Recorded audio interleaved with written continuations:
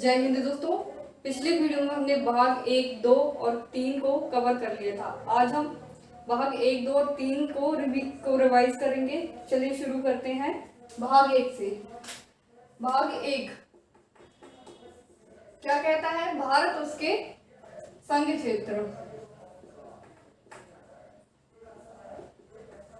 संघ क्षेत्र या राज्य क्षेत्र यानी इंडिया एंड इट्स टेरिटरी। इसमें 4 आर्टिकल थे, मैंने आपको बताया था। आर्टिकल 1 कहता है भारत राज्यों का संघ होगा।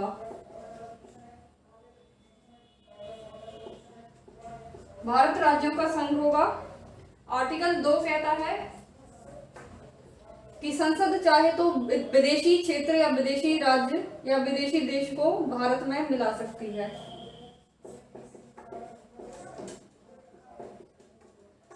आर्टिकल 3 कहता है संसद चाहे तो वर्तमान राज्यों की सीमा, नाम आदि में परिवर्तन कर सकती है।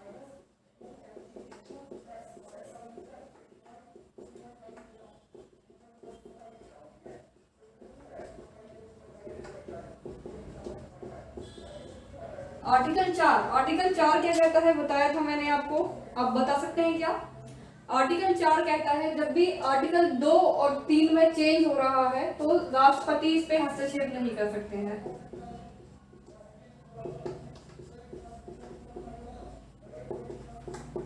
राष्ट्रपति हस्तक्षेप नहीं कर सकते हैं। साथ ही इसे सामान्य संशोधन की श्रेणी में रखा गया है। सामान्य संशोधन का मतलब बताया था मैंने कि संसद 50% वोट के साथ यानी 50% प्लस 1 यानी साधारण बहुमत से इसे पास करा सकती है। अब चलते हैं भाग 2 की तरफ। भाग 2 क्या कहता है? नागरिकता।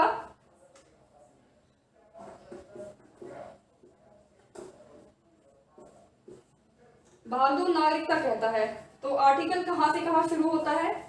5 से लेके 11 तक। तो आर्टिकल 5 के कहता है संविधान के प्रारंभ में नागरिकता।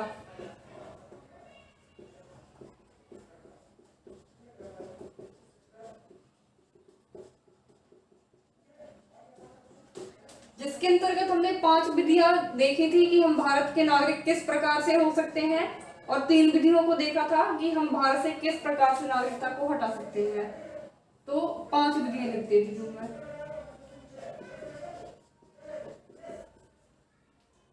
आर्टिकल 6 क्या कहता है? कि पाकिस्तान से आए हुए लोगों की नागरिकता।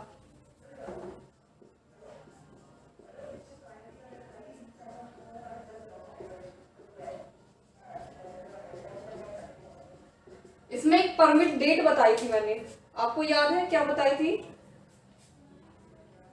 19 जुलाई 1948।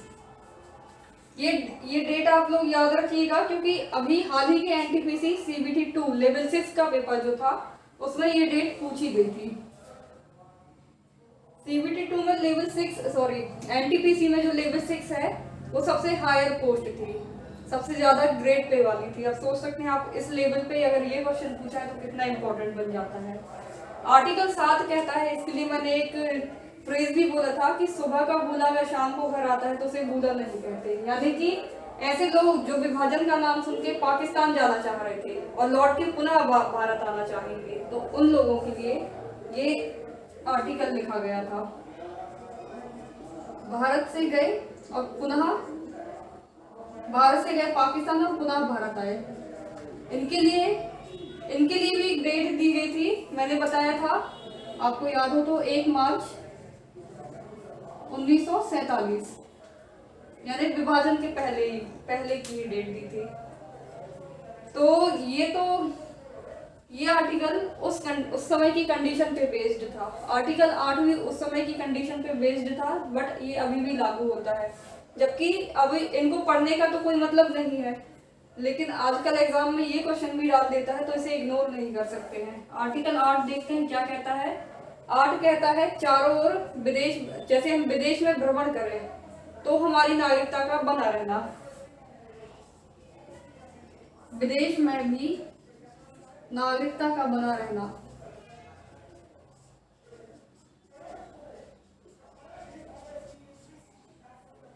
उस समय जो भी हमारे भारत देश से युद्ध लड़ने के लिए गए थे ये उन लोग के लिए था, बट ये अभी भी जारी है। जैसे कोई पढ़ने जाता है, एनआरआई हो गया, या जॉब करता है, तो उनको भी इसी की वजह से नागरिकता प्राप्त होती है। तो आप इसको कैसे याद रख सकते हैं? आपको मालूम है कि दिशाएं 4 होती हैं, लेकिन हमको ये भी मालूम है कि इनके बीच की दिशाओं को भी गिना जाता है। जैसे ये पूर्व और उत्तर के बीच में है तो इसे उत्तर पूर्व कहा जाता है। इसे बोलेंगे दक्षिण पूर्व, इसे बोलेंगे दक्षिण पश्चिम, और इसे बोलेंगे उत्तर पश्चिम। तो ऐसे टोटल 8 दिशाएं होंगी। तो आर्टिकल 8 कहता है कि इन 8 दिशाओं में घूमने पर भी नागरिकता का बना रहना। अब चलते हैं आर्टिकल 9 की तरफ। आर्टिकल 9 कहता है कि घूमते घूमते, मतलब ये समझाने के लिए बोल रही हूँ कि घूमते घूमते आपको वहीं रहने का मन हो गया तो आपकी नागरिकता खत्म हो जाएगी। तो घूमते घूमते तो नहीं, बट बहुत से लोग इंटेंशनली भी जाते हैं। तो जो भी अगर विदेश की नागरिकता ग्रहण कर लेता है तो उसकी नागरिकता खत्म हो जाएगी।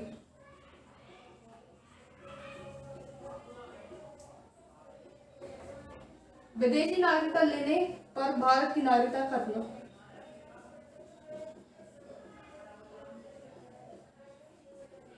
आर्टिकल 10 देखते हैं। आर्टिकल 10 कहता है कि विदेश में, जैसे आर्टिकल 9 कहता है विदेश में नागरिकता खत्म, लेकिन क्या होगा जब आप देश में ही ऐसा कार्य कर रहे हैं? तो देश में रहते हुए भी नागरिकता का खत्म होना।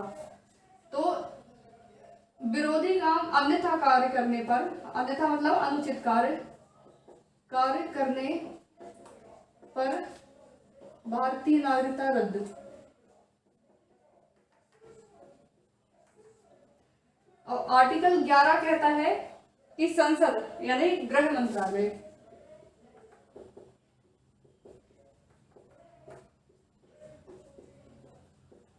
संसद और कानून ला सकती है नागरिकता संबंधी। जैसे कि मैंने बताया था 1955 में अधिनियम जोड़े गए थे और 1986 में संशोधन किए गए थे, तो ये संसद ने किया था। अच्छा, ये ब्रैकेट में गृह मंत्रालय क्यों लिखा मैंने? तो ब्रैकेट मतलब समझ जाइए कि अपन ओपनली इसको डायरेक्ट बोल नहीं सकते हैं, मतलब बोलते नहीं हैं, बट हमको मालूम होना चाहिए। जैसे बहुत सारी चीजें जो होती हैं हमको मालूम होती हैं, बट हम ओपनली बोल नहीं सकते हैं, तो ऐसी चीजें हम ब्रैकेट में लिख देते हैं। तो आप समझ गए होंगे। तो वैसे मैंने वीडियो में भी आपको बताया था इसके बारे में। तो क्या होता है ना कि आप दोनों को देख के कंफ्यूज मत होइएगा।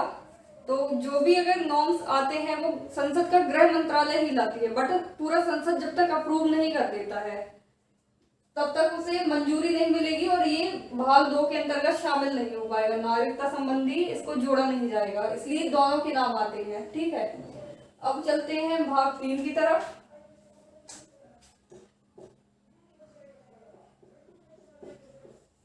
भाग 3 कहता है मौलिक अधिकार।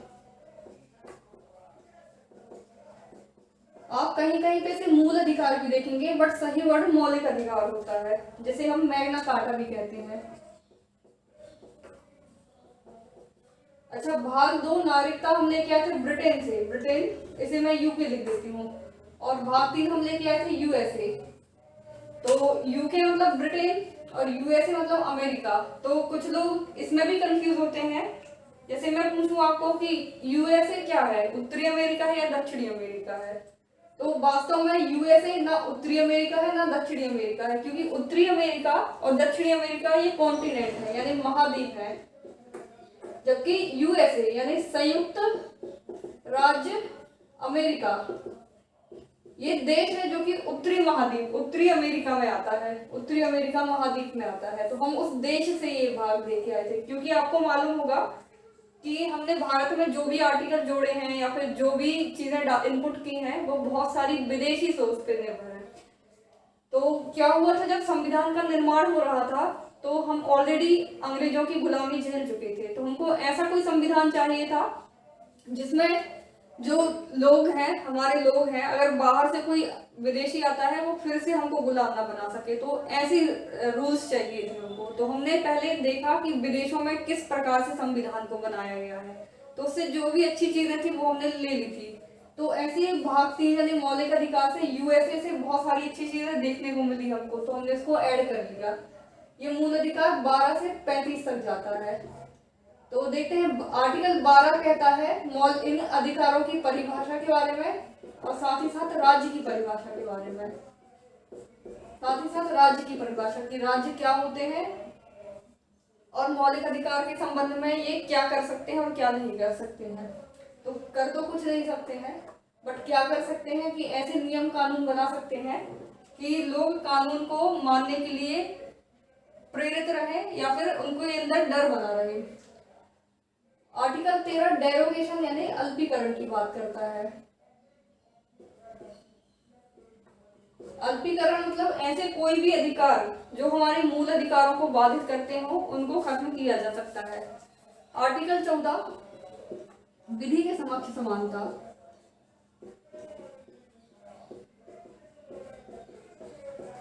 आर्टिकल 14 की वजह से ही शायद कहा जाता है कि कानून अंधा होता है, क्योंकि विधि के समक्ष समानता भी यही कहता है कि कोई अमीर है या कोई गरीब है, कोई ऊंचा है कोई छोटा है, कोई दुबला पतला, इनमें हम कोई भेदभाव नहीं करेंगे। हम जो भी कार्य करेंगे सबूत के आधार पर ही करेंगे। और कानून अंधा का मतलब भी यही होता है कि हम अमीर गरीब इन सब चीजों में कौन कितनी पहुंच वाला है कौन पहुंच वाला नहीं है, इन सब चीजों को ना देखते हुए केवल और केवल सबूतों के बिना पर ही जजमेंट करेंगे। तो इसको याद रखने का ट्रिक, तो जब मैं पढ़ती थी शुरू में तो मैंने ऐसा किया था, ये 14 इसको थोड़ा सा आगे बना दो, ये विधि जैसा बनता है। तो जैसे ही आर्टिकल 14 आता है मुझे विधि याद आ जाता है। तो आप ऐसे याद रख सकते हैं। आर्टिकल 15 कहता है, 15 का मैंने 5 उठा लिया था कि 5 आधारों पे भेदभाव नहीं हो सकता है। तो कौन कौन से आधार पे? जाति, धर्म, वंश, लिंग और जन्म स्थान। आर्टिकल 16 कहता है, 16 इसको भी याद रखा था एक ट्रिक के थ्रू, बताती हूँ आपको। आर्टिकल 16 तो 16 की एज में हम लोग लगभग 12th तो क्लियर कर ही लेते हैं, और जनरली पहले के समय में 12वीं के बाद ही जॉब मिल जाती थी, या जो भी कोई कार्य करने जाता था उस टाइम पे कॉलेज का ऐसा प्रावधान नहीं होता था, तो 16 की एज में ही जॉब लग जाती थी। तो ये भी लोक नियोजन यानी जॉब से रिलेटेड है। तो लोक नियोजन में भी समानता है, यानी ये इन 5 आधार पे कोई भी भेदभाव नहीं किया जा सकता। मगर इन दोनों आर्टिकल में समानता है कि पॉजिटिव डिस्क्रिमिनेशन के नाम पे आरक्षण का प्रावधान है। आर्टिकल 17 कहता है अबॉलिशमेंट ऑफ अनटचेबिलिटी यानी छुआछूत।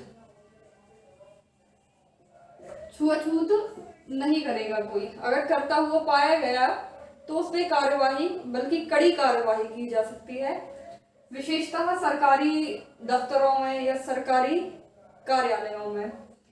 और लेकिन ऐसी कोई भी अगर बीमारी है किसी को तब छुआछूत अलाउड होता है, जैसे मैंने कोरोना का एग्जांपल दिया था।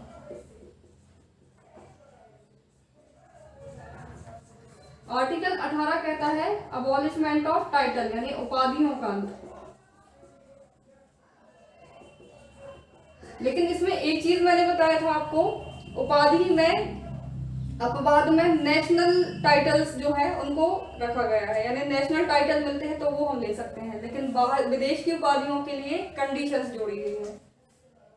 ये थे अपने समानता का अधिकार, ये समानता का अधिकार। आर्टिकल 19 कहता है अभिव्यक्ति की स्वतंत्रता, राइट टू एक्सप्रेशन, अभिव्यक्ति की स्वतंत्रता। आर्टिकल 20 कहता है दोष सिद्धि में संरक्षण, जिसमें मैंने आपको बताया था कि एक गुनाह की एक ही सजा होगी, किसी को भी गुनहगार तब तक नहीं कहा जा सकता जब तक कि कोर्ट सिद्ध ना कर दे, और खुद के खिलाफ गवाही नहीं दे सकते हैं, ये सब बातें। आर्टिकल 21 कहता है प्राण एवं दैहिक स्वतंत्रता। प्राण और दैहिक स्वतंत्रता, जिसके अंतर्गत मैंने बताया था सुसाइड भी अपराध होता है, क्योंकि जीवन जीने का अधिकार हमको मिला है, और हम अपना भी जीवन अगर खुद भी खत्म करना चाहते हैं तो भी अपराध की श्रेणी में है। इसके लिए स्वच्छ पर्यावरण भी आर्टिकल 21 के तहत हमको मिलता है। और जैसे हमें अकेले रहना है, एकांतवास चाहिए, तो भी हम स्वतंत्र हैं हम। और साथ ही साथ इसमें अमेंडमेंट करके 21 का जोड़ा गया था, जिसमें शिक्षा का अधिकार था। ये हमेशा पूछा जाता है, इसलिए इसको याद रखिएगा। स्वच्छ पर्यावरण से रिलेटेड क्वेश्चन भी पूछा गया था लगभग 2-3 साल पहले यूपीएससी में। और एक ये शिक्षा का अधिकार, उसमें क्वेश्चन कुछ इस प्रकार से था कि शिक्षा का अधिकार प्राण और दैहिक स्वतंत्रता के आधार वाले आर्टिकल के साथ रखा गया है, तो समझाइए क्यों रखा गया है। और आर्टिकल 22 को अगर हम देखें तो आर्टिकल 22 कहता है गिरफ्तारी से संरक्षण। और इन चारों आर्टिकल यानी इसको मिला के 5 आर्टिकल को स्वतंत्रता का अधिकार बोला गया था। अभी आप ये देखिए, एक्चुअली मैं कंफ्यूज होती थी आर्टिकल 20 और 22 में, लगभग एक जैसे लगते थे। फिर मैंने इसके लिए भी ट्रिक निकाली, तो इसमें क्या है, 2 और 2 सेम है और 2 है, तो हमारे हाथ भी 2 होते हैं, सेम होते हैं, तो हाथों में ही हथकड़ी लगती है तभी हम गिरफ्तार होते हैं। तो ऐसे याद रखा था, आप लोग भी ऐसे याद रख सकते हैं। इधर का मैं मिटा देती हूँ। वैसे तो मेरी राइटिंग समझ ही नहीं आ रही होगी, बट मैं जो बोल रही हूँ उससे आपको अच्छे से समझ में आएगा, आप भूल नहीं पाएंगे। आप इसको 2-3 बार बोलेंगे, मेरे साथ पढ़ेंगे, तो आपको भी ये याद हो जाएगा। आर्टिकल 23 था शोषण के विरुद्ध अधिकार। शोषण के विरुद्ध अधिकार के तहत हमने पढ़ा था कि ह्यूमन ट्रैफिकिंग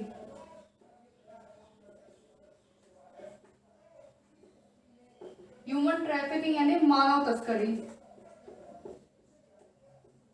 बलात् श्रम यानी फोर्सफुली लेबर, ये सब नहीं करा सकते हैं। आर्टिकल 24, ये 24 4 से 14 यानी 14 वर्ष से कम के बच्चों को खतरनाक काम में नहीं लगा सकते।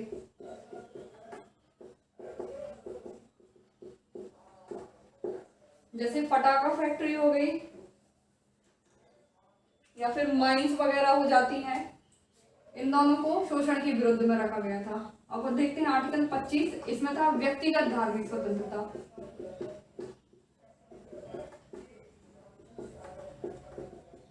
इसके तहत जैसे साड़ी पहनना, हिजाब पहनना, कुर्ता पजामा पहनना, सिख लोग जो पगड़ी पहनते हैं वो पहनना, कटार रखते हैं, ये सब शामिल होता है, सिंदूर लगाना, ये सब।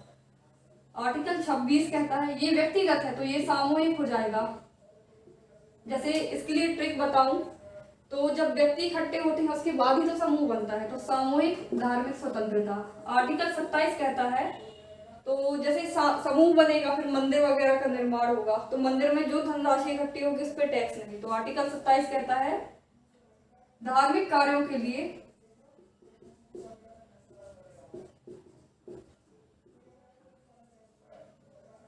धन पर टैक्स नहीं। ठीक है, मैं शॉर्ट में लिख देती हूँ, आप समझ जाना। आर्टिकल 28 कहता है कि सरकार द्वारा कोई संचालित संस्थाओं में धार्मिक शिक्षा नहीं दी जाएगी।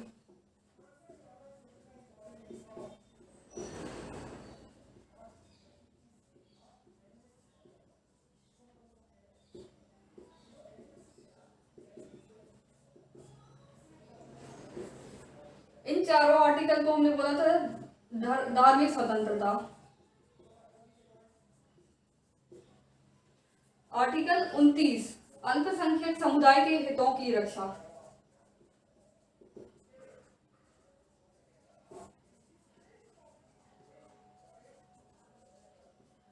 जिसके अंतर्गत हमने देखा था कि अल्पसंख्यक समुदाय क्या होते हैं। मैंने आपको कैटेगराइज करके बताया था कि धर्म के आधार पे, संस्कृति के आधार पे, भाषा के आधार पे, इन सब आधारों पे अल्पसंख्यक कौन हो सकता है वो डिसाइड करते हैं, लेकिन जाति के आधार पे अल्पसंख्यक डिसाइड नहीं होते हैं।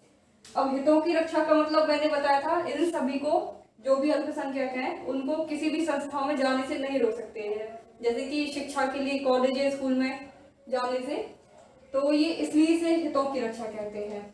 तो बेसिकली अल्पसंख्यक समुदाय की चर्चा 29 में मिलती है, और 30 में मिलता है हमको कि अगर अल्पसंख्यक चाहे तो अपने शैक्षणिक संस्थाएं खोल सकते हैं, जिसमें सरकार भी उनकी मदद करेगी। इसे हमने दिया था शिक्षा और संस्कृति का अधिकार। देखिए, शिक्षा, हितों की रक्षा मतलब वही शैक्षणिक संस्थाएं आदि से, इनसे हटा नहीं सकते। एंड संस्कृति, तो संस्कृति मतलब जिससे हम डिसाइड करते हैं कि अल्पसंख्यक कौन हो सकता है। अभी चलते हैं आर्टिकल 31 जो कि खत्म हो गया है, जिसमें था संपत्ति का अधिकार। अब ये खत्म हो गया तो मैं इसको लिखती नहीं हूं, लिख देती हूँ। अच्छा, आर्टिकल 31 संपत्ति का अधिकार। अब आर्टिकल 32 में हमने देखा था रिट, 5 प्रकार के रिट थे, जैसे हम बोलते हैं संवैधानिक उपचारों का अधिकार।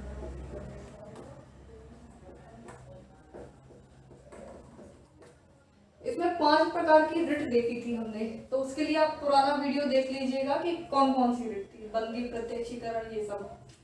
आर्टिकल 33 था मूल अधिकारों को सीमित करना।